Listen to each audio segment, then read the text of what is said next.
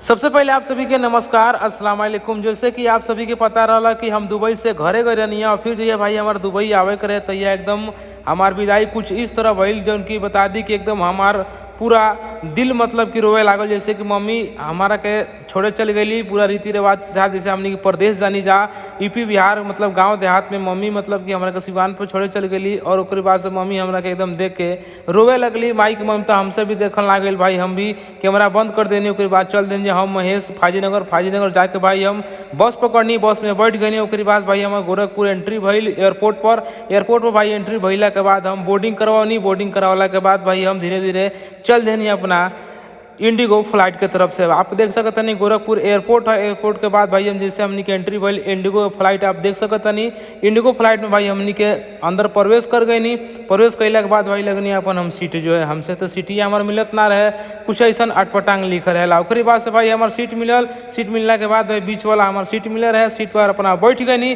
बैठ के भाई लगनी वीडियो अपन घुमावे। ओकरे बाद से बाहर के कनी थोड़ा नज़ारा दिखाई तो भाई दिन में हमारा फ्लाइट रहे, बाहर के कुछ ऐसा नज़ारा मतलब देखे के मिले कि एकदम दिल खुश हो जाओ और खाली बादर लौकर और बादर में फाड़ के एकदम एयरप्लेन चले।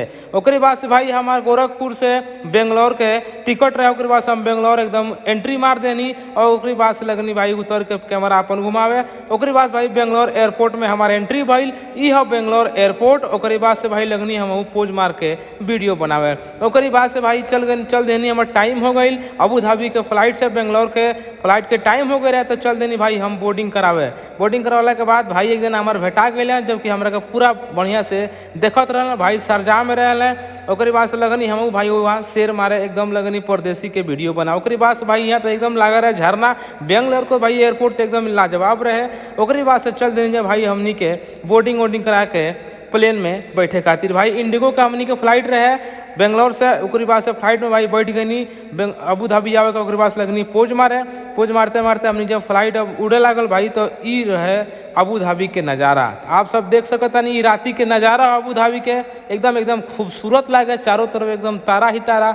ई भाई 40,000 फीट ऊपर से 70,000 फीट ऊपर से ई नज़ारा कुछ अबू धाबी के। ओकरे बाद से भाई हमनी के 4 बजे सुबह में फ्लाइट लैंडिंग भइल। ओकरे बाद से अबू धाबी एयरपोर्ट पर हमनी के चल देनी जा बाहर निकले के एग्जिट करे खातिर। ओकरे बाद से भाई हमनी के लगेज लेनी जा, लगेज लेला के बाद हमनी के बाहर निकल गई जा।